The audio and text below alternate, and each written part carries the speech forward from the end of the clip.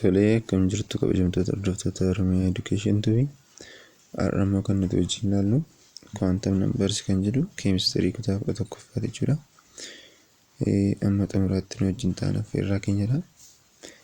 Chaanaalii kanaaf immoo haaraa hin taatanii subscribe gochuutiin maatii chaanaalii keenyaa taasisanii jenna. Kallattiimaan gara barnoota keenyaatti kan dabarru ta'a jechuudha. The quantum mechanical description of the atom based on assumption that there are waves associated with both matter and radiation. Jalqaba quantum mechanical jechuun maal jechuudha? Quantum mechanical jechuun theory ta'ee waa'ee maateriitii fi akkasumas behavior subatomic particle kan qoratudha jechuudha. Theory waa'ee maaliiti? Waa'ee nature yookiin waa'ee maaterii qorata. Akkasumas immoo waa'ee subatomic particle behavior isaa kan qoratu the quantum mechanical jennee waamna jechuudha. Quantum mechanical kanadha. Itti fufee maal jedha? The quantum mechanical description of the atom. Atomii kan ibsudha. Maal irratti hundaa'e immoo ibsa? Assumption that there are waves associated with matter and radiation. Wave maali wajjin wal qabsiisee jechuudha. Maateriidhaa fi radiation wajjin wal qabsiiseetu waa'ee atomii kanaa ibsa jechuudha. Kanaan dura paartii darbe keessatti akka kaa'amnetti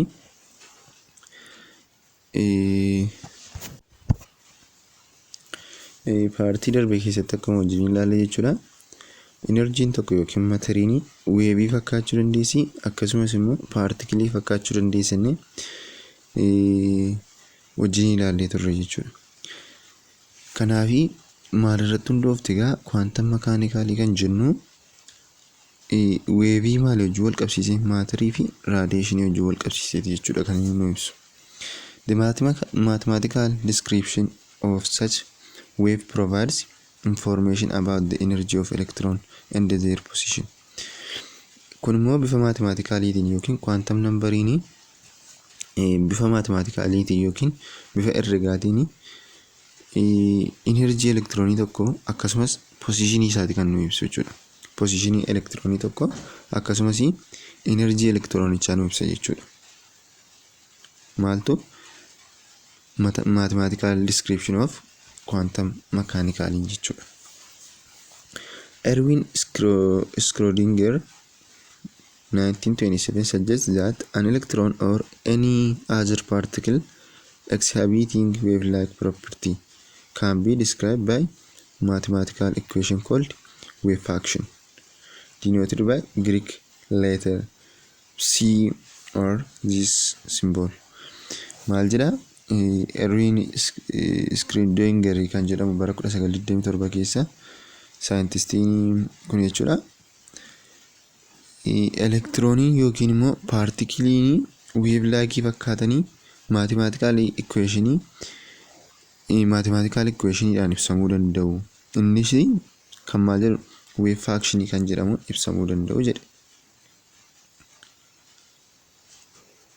Paartikiliin kamiyyuu kan weevlaakii fakkaatanii equation wave function jedhamuun ibsamuu danda'u jedhe. The equation is very complex. Equation kun yookiin mathematical equation kun baay'ee wal xaxaadha. However, it leads to series of solutions that describe the allowed energy state of electron. Haa ta'u malee kun immoo maal jedha? Haa ta'u malee kun immoo deebii energy electronii eessatti argamti yookiin immoo energy orbitaala isa kamtu energy baachuudhaaf ayyamamaadha kan jedhu deebii gaanuu kenna jechuudha. Maaltu equation kun complex ta'uunsaa jechuudha. Deebii gaa akka argannu nu godha jechuudha. Tufundee gaafa ilaallu the square of a wave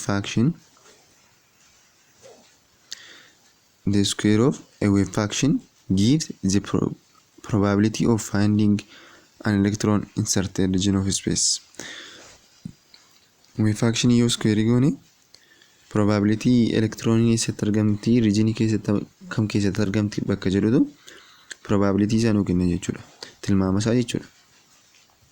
The result of a quantum mechanics indicates that the electron may be visualized as being in a rapid motion with a given region of space around the nucleus. Akka quantum mechanics jedhutti electronii kana visualize gochuu dandeenya yookiin immoo ija keenyaan arguu dandeenya, argamuu danda'a.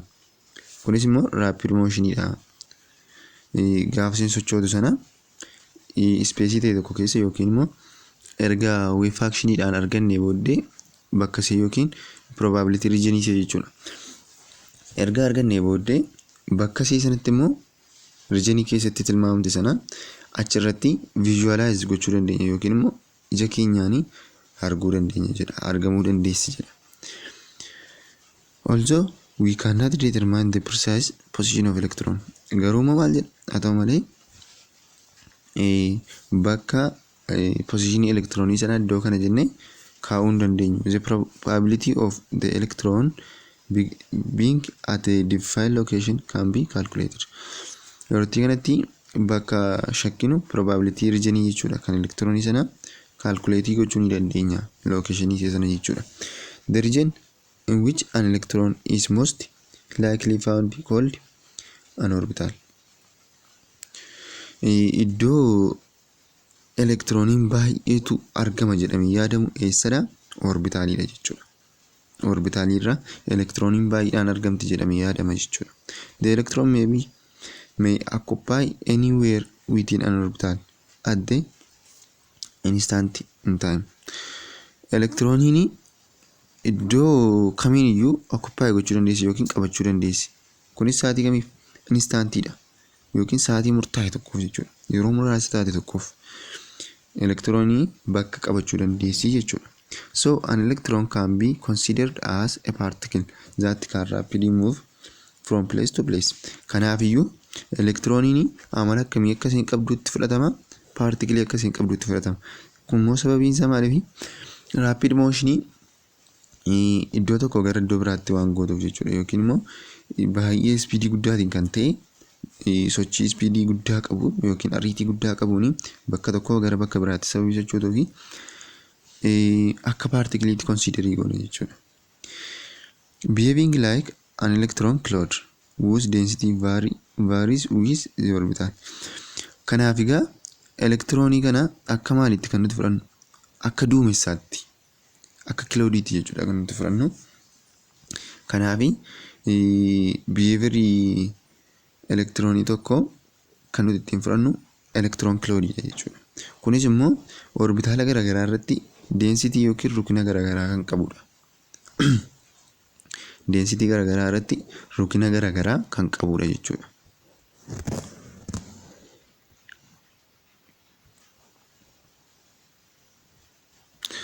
In quantum mechanics, each electron in an atom is described by 4 quantum numbers. Quantum mechanics keessatti electroniin tokko electroniin atomii tokko keessa jirtu jechuudha. Quantum numberii 4 ibsamti. 3 of quantum numbers specify the wave action that gives the probability of finding an electron at the various places in space. Quantum numberiin sadan isaanii maal ibsa? Wave action isaanii ibsa. Probability finding electron various places iddoo isaanitti argamanii iddoo kanatti argamu jedhamee tilmaama nu ibsa jechuudha. Achi keessaa sadii jechuudha. Sadii kana nu ibsa.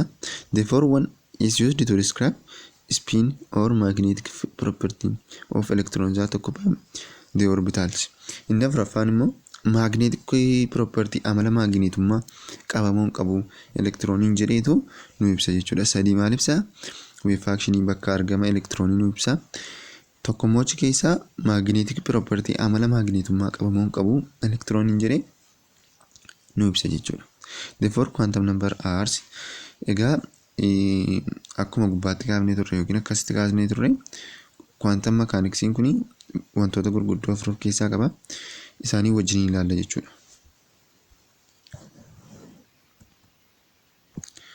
jalqabarra kan jiru the principal quantum number. Principal quantum number. Describe the main energy level or shell an electron occupies. Principal quantum number maal ibsa? Main energy level. Energy level isa guddaa ibsa. Yookiin energy level bakka energy guddaa qabu jechuudha. Principal quantum number jennee waamna. Or shell an electron occupies. Bakka elektirooniin suni irra qabatte sana yookiin irra jirtu sana kan nu ibsudha jechuudha. Main energy level kan nu ibsu principal quantum number dha. Innis immoo n dhaan bakka bu'a jechuudha. It may be any positive integer. Inni kun immoo lakkoofsa positive integer ta'u meeqa waan barbaade ta'uu danda'a. 1 2 3 4 5 6 7 anything ta'uu danda'a jechuudha. Any number ta'uu danda'a. It describes the size and energy of the shell in which orbital reside and it is analogous to energy level in Bohr model. Inni kun maal nu ibsa? Size boca orbitii tokkoo fi akkasumas energy level inni ofirraa qabu nu ibsa jechuudha. Kun immoo maali wajjin wal fakkaata? Energy level kan Bohr wajjin wal fakkaata. Principal quantum number kan jennu kanadha jechuudha. Isaan keessaa isa tokkodha jechuudha. Lammaffaa irratti kan nuti argannu the angular momentum quantum number. Angular momentum quantum number dha. Inni immoo L dhaan bakka bu'a. Inni immoo maal ibsa? Designated the shape of the atomic orbitals. Kun immoo maal shape atomic orbital ibsa jechuudha. Shape atomic orbital yeroo baay'ee transit irra kan dhufu faayidaa isaanii yookiin warri kun maal describe godhu kan jedhamudha. Fakkeenyaaf principal quantum numberin maal nu ibsa jenne main energy level akka nu ibsu wajjin ilaalleerra. Akkasumas angular momentum quantum numberin shape of atomic orbital akka nu ibsu wajjin ilaalleerra. Kanaafi warreen akkana kana qabachuudha jechuudha kan isinirraa eegamu. Within a shell, different sub-level or sub-shell are possible.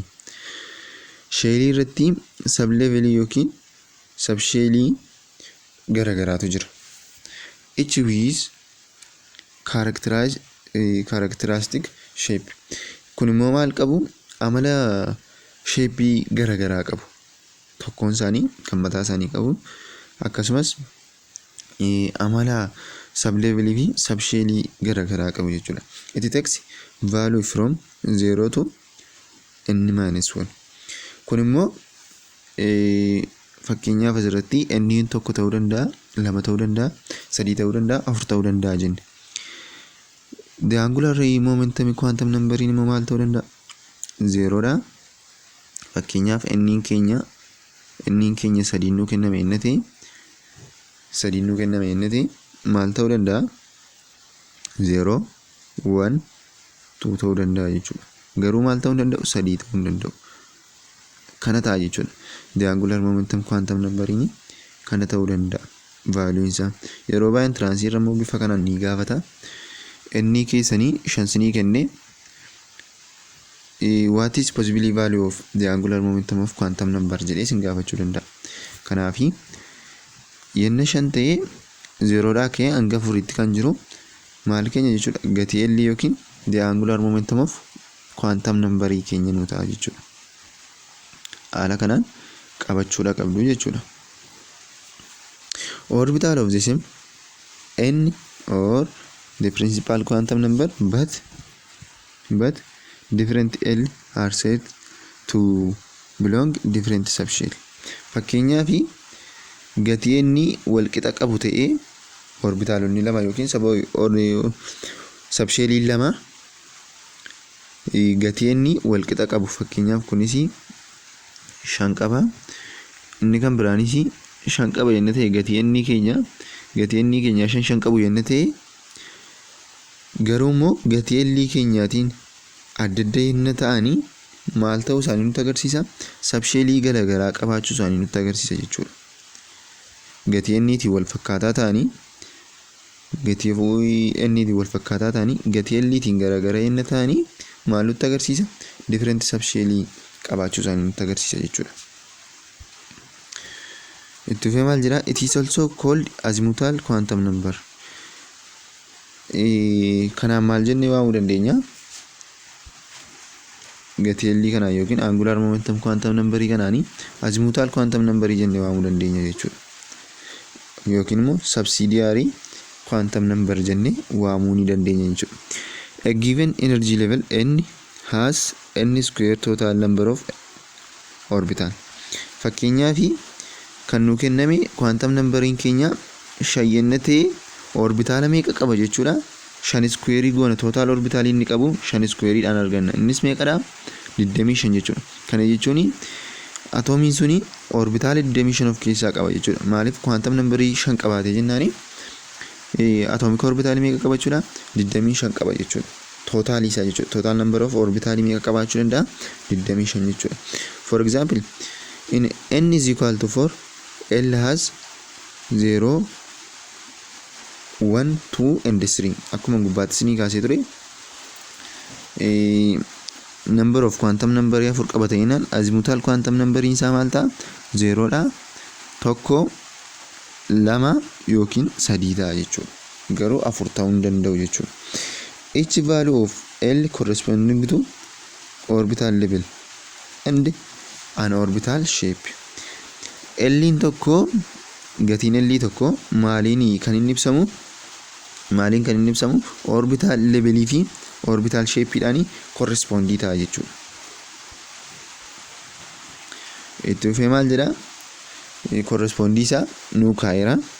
Kana jechuun the following letter are usually used to denote the value of L. Yeroo hundumaa kan isin qabachuu qabdan egaa S orbital inni value of azimutal quantum number isaa meeqadha? 0 dha jechuudha. Akkasuma p orbital inni immoo number of azimutal quantum number isaa 1 dha jechuudha. Akkasumas immoo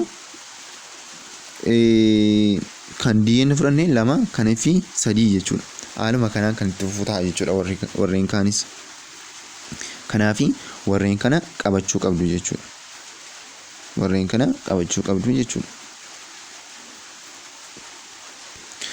Fakkeenyaaf kanarratti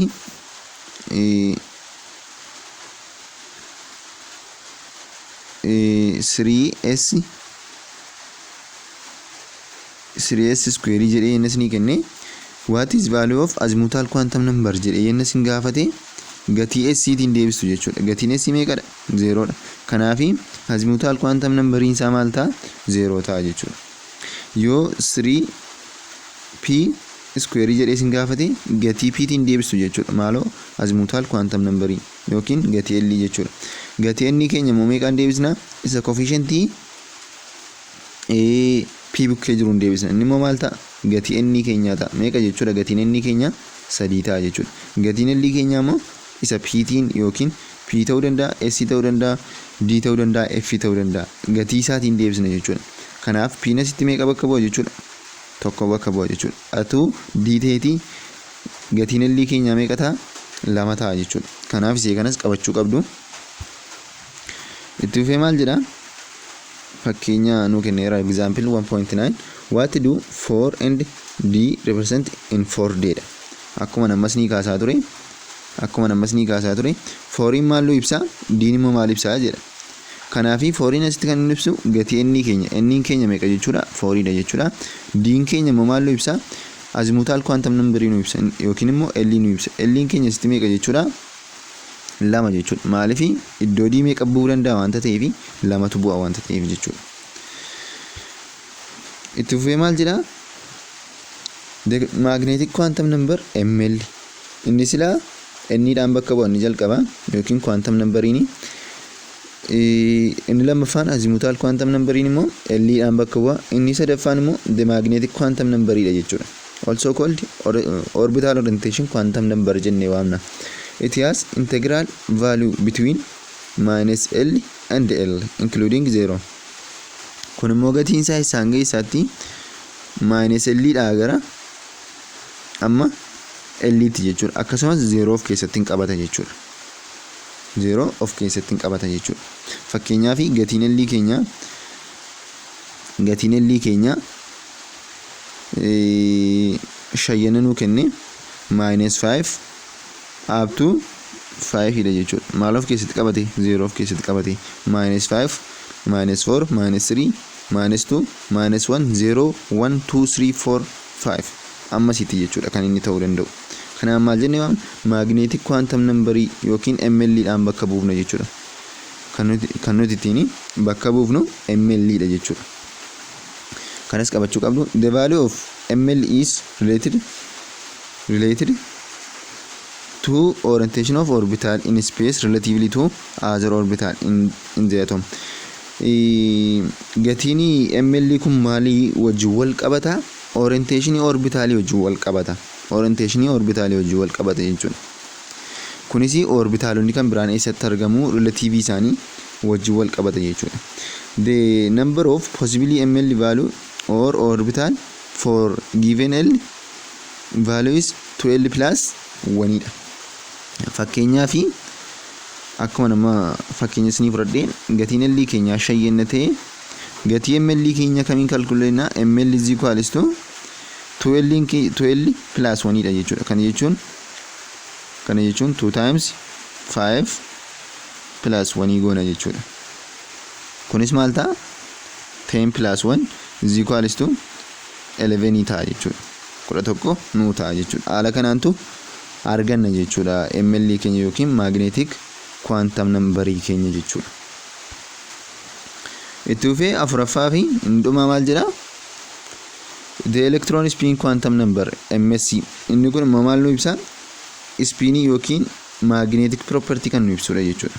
Magnetic property warreen ammaa kana olii maal nu ibsu? Orbitalota isaanii, orientation orbitaliin isaanii eessatti argama wanta jedhamu nu ibsu. Inni kun maal nu ibsa? Spin magnetic property qabamuun qabu waan jedhamu nu ibsa jechuudha. The electron spin quantum number jennee waamna. MSC dhaan bakka bu'aa jechuudha. Refers to spin of an electron and the orientation of the magnetic field produced by this spin. Maal jedha?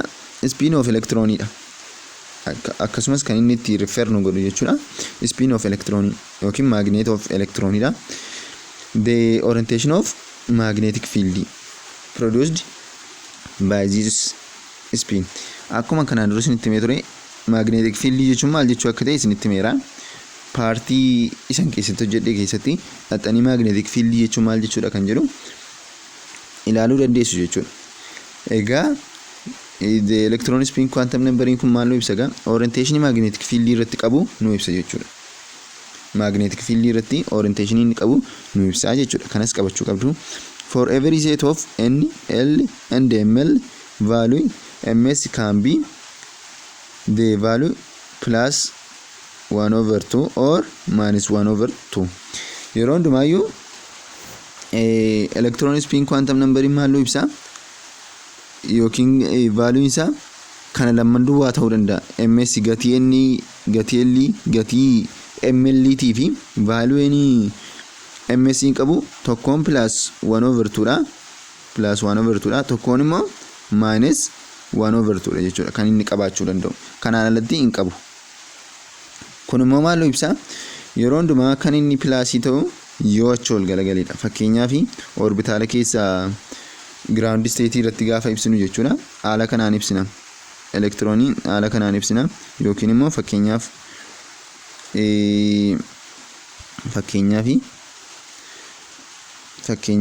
inni keenya shayyenna ta'e gatii ml keenya kan nuti ittiin ibsinu jechuudha. Yookiin elektiroonii achi keessa jirtu kan nuti ittiin ibsinu. Fakkeenyaaf akkuma ammas ni kaafne S ni elektiroonii 2 baachuu danda'a. P ni elektiroonii 6 baachuu danda'a. D ni elektiroonii 10 baachuu danda'a jechuudha. Kanaaf jechuudha. Fakkeenyaaf gatii kan D ibsa jenna ta'e as keessa orbitaalii 5 kan qabu D dha. Orbitaalii 5 qaba D ni. Kanaaf gaafa barreessinu elektiroonii isaas keessatti bifa kanaan barreessina. Kana jechuun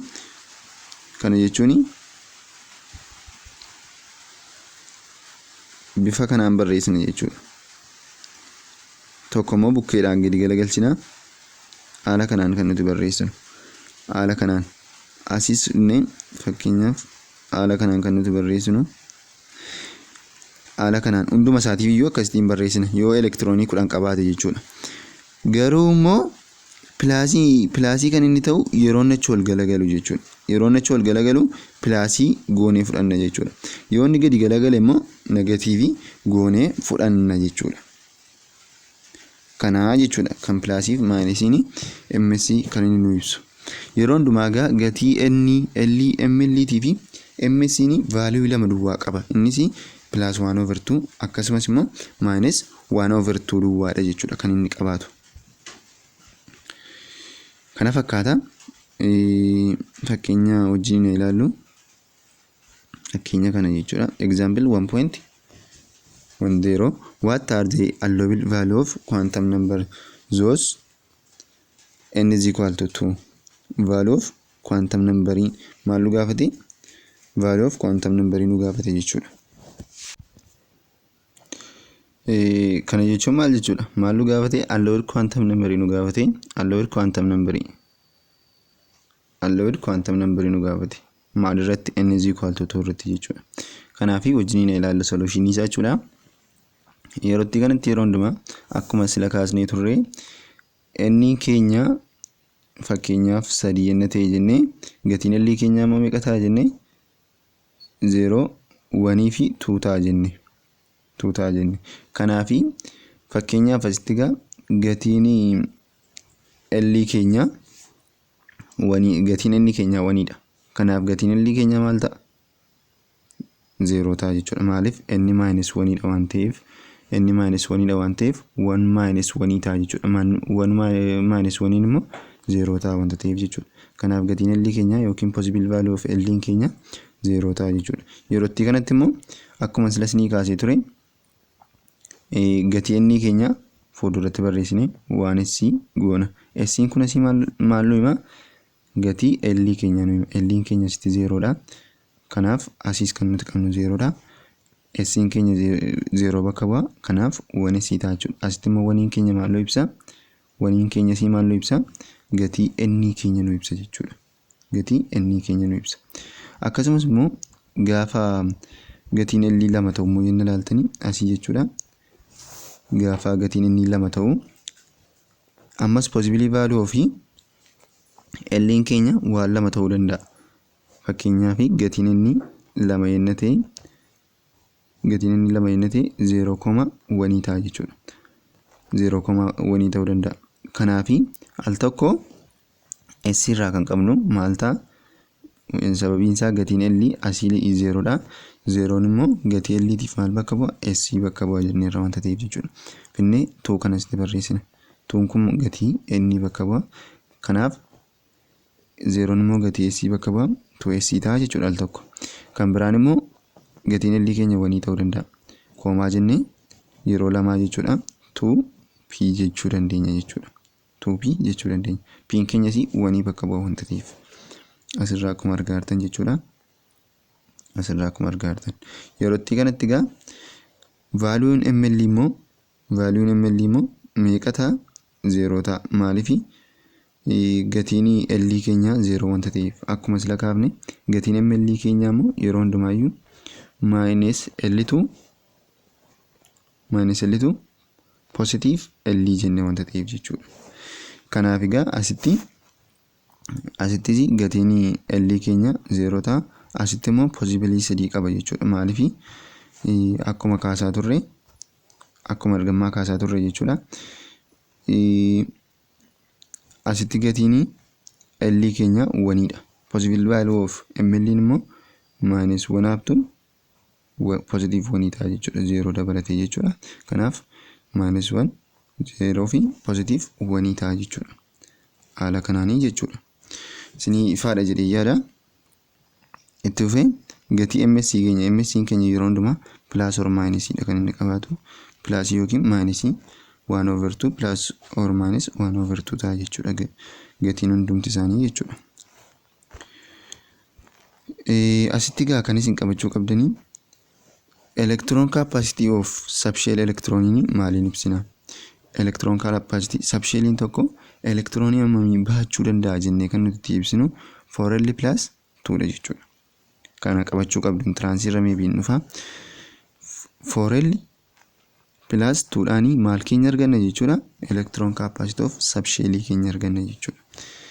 Asitti amma fakkeenyaa fi gatiin L keenyaa 0dha. Gaafas iddoo kana 0 buufnu kun hin baddii turuu waa tafaa kanaaf 2 ta'e jechuudha. Asittis gatiin L keenyaa 0dha.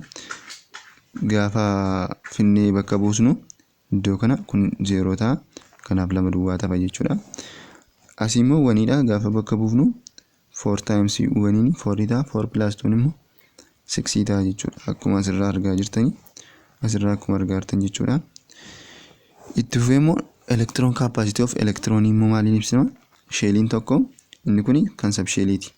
Inni kun immoo kan sheeliiti jechuudha. Sheeliin tokko immoo 2n square dha jechuudha. Electron inni baachuu danda'u 2n square dhaan arganna. Subshelliin tokko garuu 4L plus 2 dha jechuudha. Waliin dabarsuun qabdanii kana qabachuu qabdu jechuudha. Kanaaf 2 times n keenya maal ta'a? Fakkeenyaaf asitti n keenya 1dha. 1 square 1dha. Kanaaf electron capacity of shellies 2 ta'a jechuudha. Asirratti gaa akkuma gubbaatti isinii kaasee ture paartii gadii keessatti ni arganna. Sini orbitaalii electronii meeqa baachuu dandeessi? Electronii 2 baachuu dandeessi. Orbitaala tokko qabdi jechuudha. Orbitaaliin tokko electronii 2 baachuu danda'a. Sini immoo electronii meeqa baachuu dandeessi? Orbitaala isii irratti electronii 2 baachuu dandeessi jechuudha. Akkasuma P'n immoo electronii 8 baachuu danda'a. Electronii 8 baachuu danda'a. Kana jechuun fakkeenyaaf kun nucleusii jennee kun orbitaala jechuudha. Orbitaalii kanarraa fakkeenyaaf kun kan S jennee electronii 2 taa'uu danda'a jechuudha. Karaa gara biraa. Kanuma jechuudha. P'n immoo 8 baachuu danda'a. Ifama jechuun 6 baachuu danda'a P'n. Yeroo hundumaayyuu P'n 6 baachuu danda'a. Akkasuma D'n 10 baata. Akkasittiin itti fufa jechuudha. Paartii itti aanu keessatti ni ilaalla. Example 2 yookiin gaaffii lammaffaa isaatti immoo gaafa dabarru what is the value of angular momentum quantum number or L and magnetic quantum number ML are allowed for principal quantum number n is equals to 3. How many orbitals are allowed to for n is equals to 3? Kana gaafa hojjennu akkuma sila isinii kaasaa ture jalqaba maal hojjenna? Gatii L keenya yookiin azimuutal quantum number keenya hojjennu. Yeroo hundumaa gatiin L keenya amma 0dhaa ka'ee amma inni minus 1tti. N keenya meeqadha? 3 minus 1 ta'a. Kanaaf amma 2tti jechuudha. 0dhaa ka'ee amma 2tti kan deemu gatii L keenya yookiin azimuutal quantum number keenya jechuudha. Determine ML keenya immoo maal irratti hundoofneeti kan nuti determine goonu? Gatii L keenya irratti hundoofneeti. Gaafaasii L 0 ta'u ML keenya 0 ta'a. Gaafa L keenya 1 ta'u ML keenya possibility 3 qaba. Innis -1 0 positive 1dha.